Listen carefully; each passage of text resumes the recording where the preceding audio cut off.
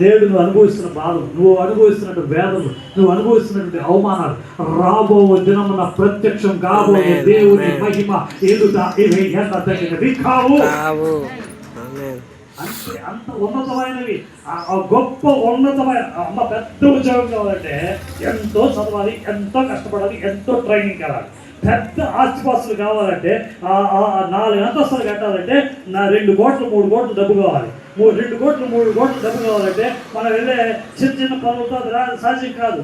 చిన్న చిన్న వ్యాపారాలతో సాధ్యం కాదు. పెద్ద విలువ చేయాలి, గొప్పగా కష్టపడాలి, ఎంతో ప్రయాసపడాలి, ఎంతో బాధను అనుభవించాలి, ఎంతో బలగీతను అనుభవించాలి, ఎన్నో ఇబ్బందులు అనుభవించాలి. అలాంటి ఒక పరిస్థితుల మార్గంతా దాటుకుంటూ వెళ్ళినప్పుడే ఆ గొప్ప స్థాయికి వస్తాం. అంటే ఎంత గొప్ప కార్యాలు ఎదురు చూస్తున్నామంటే అంత గొప్పగా ఫౌండేషన్ 4 అంతస్తుల బిల్డింగ్ కట్టాలంటే కింద పునాది 4 అంతస్తులు మోయగలిగినంత పునాది కింద తవ్వాలి. ఆత్మీయ జీవితంలో కూడా అంతే.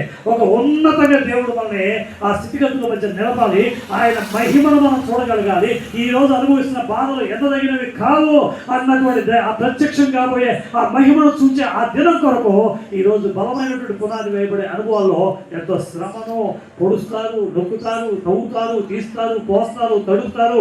ఎన్నో చేస్తేనే ఒక బిల్డింగ్ చక్కగా ఫైన్ ఫినిషింగ్ వచ్చి రంగులు వేయబడినటువంటి వెనక బిల్డింగ్ పక్కన బిల్డింగ్ అంతా కట్టడం మనం చూస్తుంటాం. చూస్తున్నప్పుడు ఆ బిల్డింగ్ కన్నా మన బిల్డింగే ఎలా అనిపించింది